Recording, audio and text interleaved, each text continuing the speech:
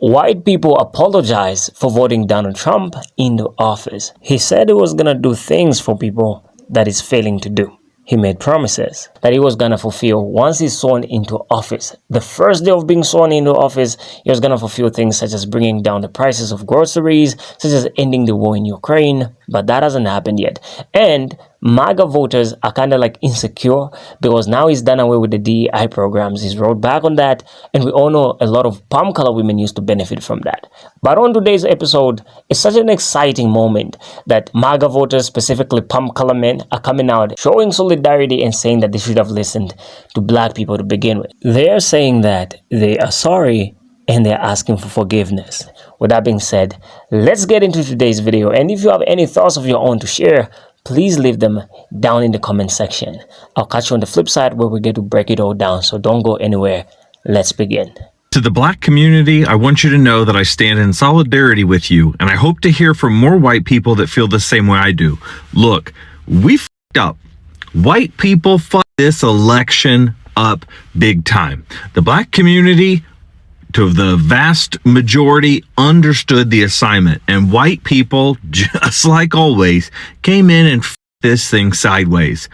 And when you look at all the things that Donald Trump has been peeling back, it is extremely, extremely concerning what he has done in just a few short days. And I saw a few black creators on this app say, you know, it's up to the white people now. Like, white people are the ones who, we're not going to be affected by Donald Trump stuff. He's going to work to make our lives better at the expense of making everybody else's life worse. And I hope there are enough white people out there that feel like me that that is not acceptable. That is not acceptable. We have to say something. We have to do something. We have to use our voices in a positive way to combat Donald Trump and all of his draconian policies that are going to send us back into the Stone Age. He is going to get rid and demote every single race. The black community knew this.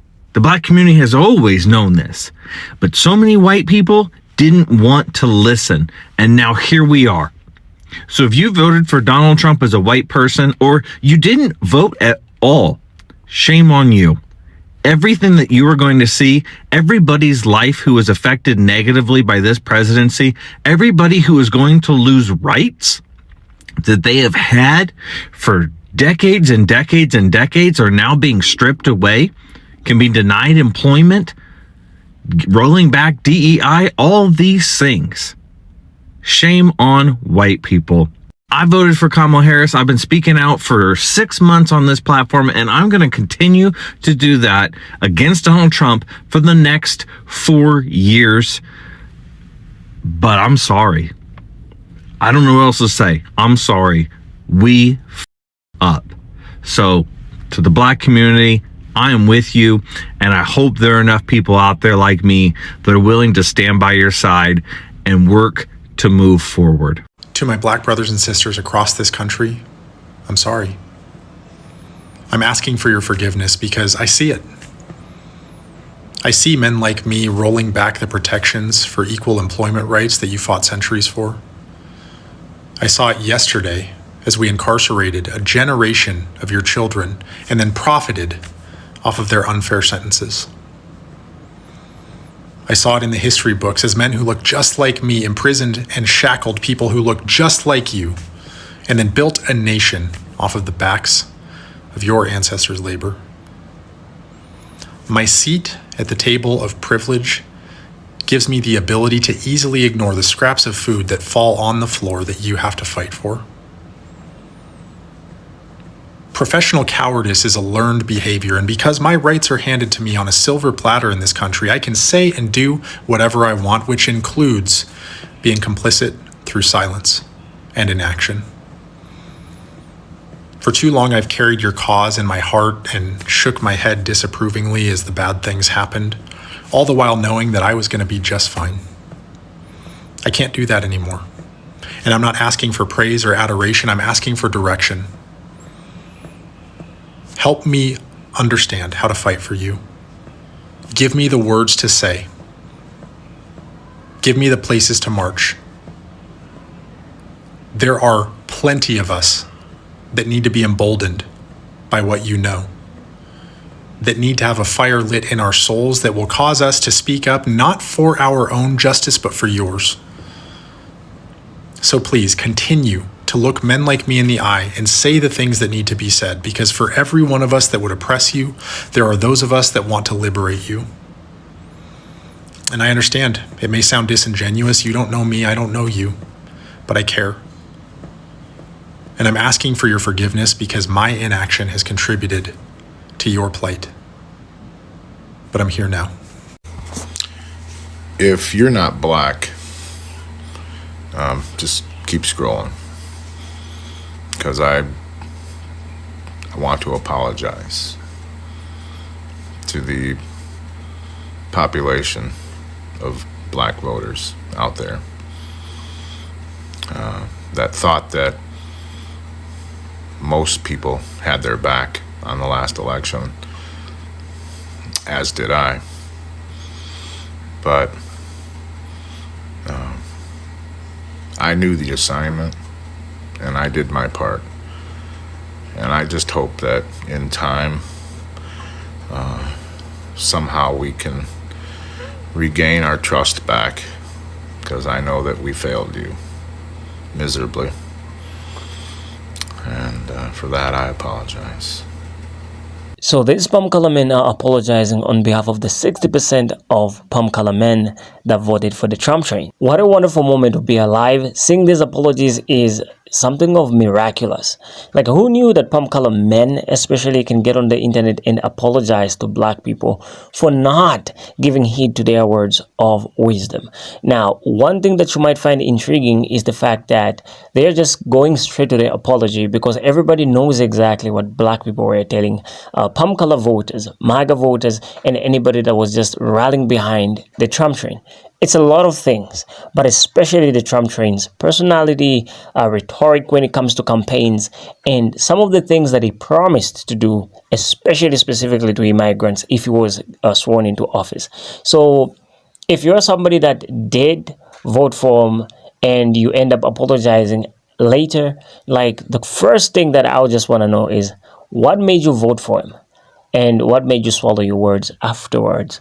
So now, let me just read you something that happened or took place in 2024. So he, on Saturday, that was September 28th, deployed some of his harshest rhetoric against immigrants who have crossed the border illegally and committed crimes, especially against young women, while he has also escalated his personal words against Kamala Harris. Now, this was back then in 2024. So in the battleground state of Wisconsin, he called Democratic Vice President Harris, who on Friday visited the U.S.-Mexico border for the first time in 2024 presidential campaign, mentally impaired and mentally disabled.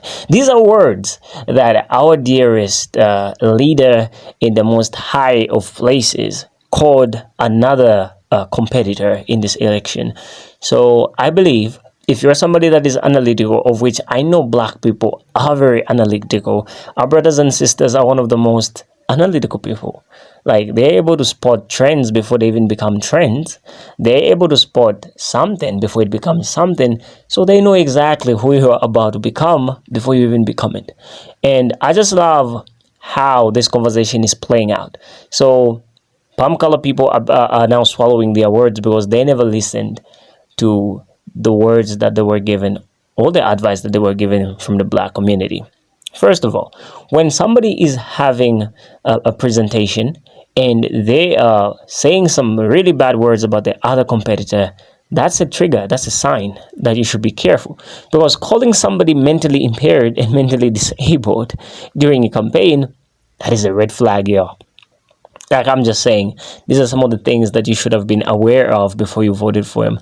Now, the Republican presidential candidate was flanked by posters of immigrants in the U.S. illegally who have been arrested for unaliving people and other violent crimes, and banners saying, "End migrant crime and deport illegals." Now, So these posters were written by MAGA voters in 2024 before the election, right? So this was some sort of go ahead and do it, sir, for him. And that's the reason why he delivered the package. You know, like this is one of the things that amongst the promises that he failed to deliver, I think ending the DEI programs and also just arresting immigrants, those are some of the things that he's done effectively. And I believe the next one is eradicating education. That is also following. Now, his speech was unusually devoted almost entirely to undocumented immigrants. So during that time, it was just specifically almost talking about immigrants only. He called those who had committed violent crimes monsters, stone cold unalivers, and vile animals. So these were his words. But let's not judge him harshly or poorly based on only those words. Let's also just go to the other aspect of why palm color voters should have taken heed to the words of black people. Let's look at Kamala Harris, for example. In the other video that we did on our channel, we did talk about what things that Harris was about to do, especially for immigrants and undeveloped areas. Like she was going specifically, like tackling issues to do with households, to do with families and women. You know, so she was very concerned in her memo. You know, she was talking about things that poor people are facing, things that people that are discriminated know about and are facing, real issues that can develop the land of the free and the lives of those that have been subjugated to this hate, to all these violences, because there are some people that are being arrested, or the immigrants are being arrested, that are citizens, right? So that's unfair, all right? Now, as much as I know the reason why a lot of palm color voters didn't turn out in large numbers for her, but she promised to deliver. All right. Now, the Trump train did promise to deliver low grocery prices, but we haven't seen that happen. Are the prices of eggs down yet? How about rent? None of that is happening, right? So this is just a reminder that sometimes when an opportunity presents itself for you to listen to somebody, especially somebody that has been there before, I think this is what you should do. You should listen to that person. Now, with that being said, I just want to end by saying that black people have had the most profound experiences in the world. You know, they have rallied, they have orchestrated, they have organized one of the largest groups on earth, one of the largest movements to just fight and have their independence and freedom. So I believe they're the right people to listen to, even when they are just advising you when it comes to voting. But with that being said, what do you think about today's discussion? Leave your thoughts down in the comments below. I will see you in the next video. Thank you for watching. Don't forget to like, to share, and subscribe.